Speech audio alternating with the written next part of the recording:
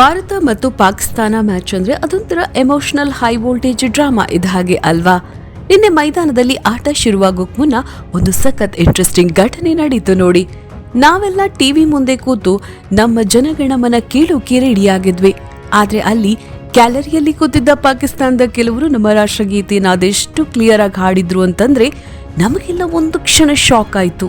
ಬರೀ ಹಾಡಿದ್ದಷ್ಟೇ ಅಲ್ಲ, ಅದರ ವಿಡಿಯೋನ ಸೋಷಿಯಲ್ ಮೀಡಿಯಾದಲ್ಲಿ ಹಾಕಿ ಯಾವ ಭಾರತೀಯನಾದ್ರೂ ನಮ್ಮ ಪಾಕಿಸ್ತಾನದ ರಾಷ್ಟ್ರಗೀತೆಯನ್ನ ಹೀಗೆ ಹಾಡೋಕ್ ಸಾಧ್ಯನಾ ಅಂತ ಒಂದು ಚಾಲೆಂಜ್ ಕೂಡ ಹಾಕಿದ್ದಾರೆ.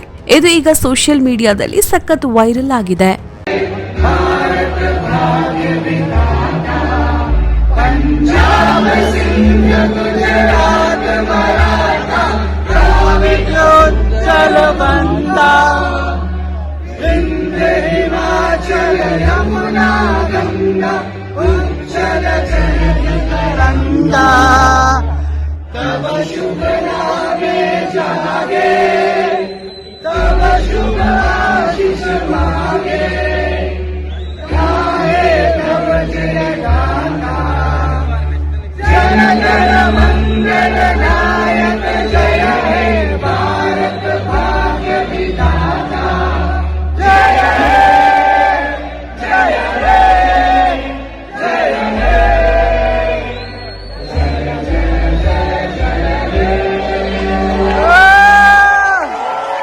ಇದನ್ನ ನೋಡ್ತಾ ಇದ್ರೆ ನಮಗೆ ಒಂದು ವಿಷಯ ಸ್ಪಷ್ಟವಾಗಿ ಅರ್ಥವಾಗುತ್ತೆ.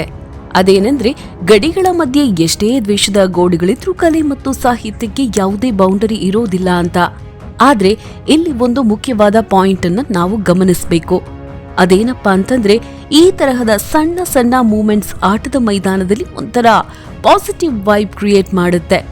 ಮೈದಾನದಲ್ಲಿ ಪ್ಲೇಯರ್ಸ್ ಕಿತ್ತಾಡಬಹುದು, ಆದ್ರೆ ಪ್ರೇಕ್ಷಕರ ಮಧ್ಯೆ ಇರೋ ಈ ಕ್ಯೂರಿಯಾಸಿಟಿ ಇದೆಯಲ್ಲ, ಅದು ನಿಜಕ್ಕೂ ಅಚ್ಚರಿಯ ವಿಷಯ. ಅವರು ನಮ್ಮ ರಾಷ್ಟ್ರಗೀತೆ ಹಾಡಿದ್ದು ನಮಗೆ ಖುಷಿ ಕೊಟ್ಟಿದೆ ಅನ್ನೋದು ನಿಜ. ಆದ್ರೆ ಅದನ್ನ ಚಾಲೆಂಜ್ ತರಹ ನೋಡೋ ಬದಲು ಒಂದು ಗೌರವದ ಸಂಕೇತವಾಗಿ ತಗೊಂಡ್ರೆ ಇನ್ನೂ ಚೆನ್ನಾಗಿರುತ್ತೆ ಅನ್ಸುತ್ತೆ. ಕೊನೆಗೂ ಈ ಕ್ರಿಕೆಟ್ ಅನ್ನೋದು ಬರೀ ಮ್ಯಾಚ್ ಅಲ್ಲ, ಇದು ಭಾವನೆಗಳ ಸಂಗಮ ಅನ್ನೋದಕ್ಕೆ ಈ ಘಟನೆಗೆ ಸಾಕ್ಷಿ.